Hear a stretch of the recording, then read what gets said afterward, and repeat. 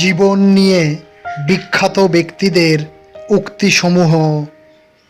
একটি ক্ষুধার্ত পেট, একটি খালি পকেট, একটি ভাঙা হৃদয় যা শিক্ষা দেয় পৃথিবীর কোনো বই সেই শিক্ষা দিতে পারবে না।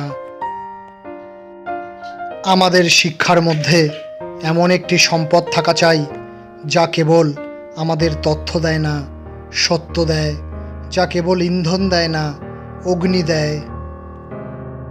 কেউ বলে দুনিয়া ভালোবাসার দ্বারা চলে, কেউ বলে দুনিয়া বন্ধুত্বের মাধ্যমে চলে।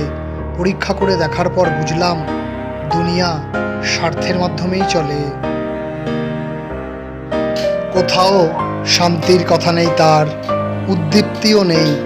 একদিন মৃত্যু হবে, জন্ম হয়েছে, সূর্য উদয়ের সাথে এসেছিল খেতে, সূর্যাস্তের সাথে চলে গেছে। সূর্য উঠবে জেনে স্থির হয়ে ঘুমায়ে রয়েছে। জীবন ক্ষণস্থায়ী, সময়ের মতোই চলে যায়।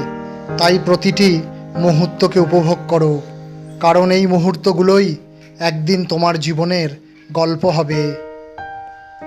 বইয়ের পাতা মানুষকে যা শিক্ষা দেয়, জীবনের পাতা তার থেকে অনেক বেশি কিছু শিখিয়ে দেয়।